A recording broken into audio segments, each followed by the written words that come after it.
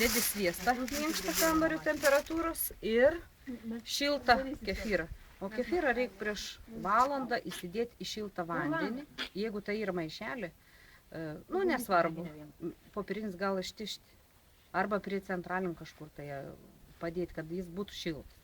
Ir kadangi čia yra šiltas jau, minkštas, ir čia pili irgi tokį šiltą kefyrą, užsidengi dangtelį. O kokiu santykiu, kiekiu? Santykis 200 gramų sviesto ir 300 gramų kefyro. Ir geriausiai. Ir suki. Kada jau pradeda kastinys gautis, jis pradeda sukims sunkėti. Ir atidarius, pasižiūri. Atidarai. Pasižiūri, jeigu eina į guziukus, tokius jau sviestas sau gaunasi, kefyras sau.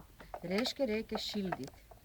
Įsidedi kažkur tai į bliūdelį su viso tą apačią. Pasišildai, bet nepersišildai. 1 minutę, pusę minutės perkaitinai, viskas neišeis. Ir jau matai, kad Bet tada atšaldyt galima. Nebeišeis. Geriausias yra variantas, kada kraščiukai pradeda sviestas taip leistis, biški geltonuoti. Viskas iškart ištraukia iš bliūdo, kad nebebūtų, nes dar gavom šildymą. Ištrauki ir tada vėl suki. Suki ir jau atidarius pasižiūri, kad ten jau vientisa masė, tokia blizgi gaunas.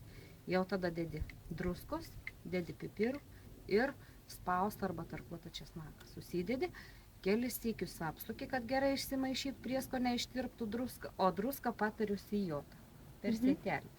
Nes tada smulkiai greičiau ištirps, o tų didelių nebelieka. Na ir taip apsukus, gali įsidėlioti dėl estetinio vaizdą su šaukštu po šaukštelį į lėkštę, susidedi, gali ant viršaus krapų pabarstyti petražolę ar ko ir didi šaldytuvą. O jeigu norit ilgesniam laikui, tai reikia būtinai dėžutį į indelį su dangčiu, kad būtų. Česnakas užmarinuoja, užkonservuoja tą produktą ir kastinis susilaikė tik 2 savaičių. O grietinės nededat? Ne, grietinės nededam.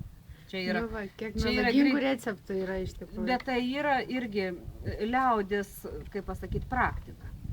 Kartais aš darau iš grietinės. Vien tik iš grietinės.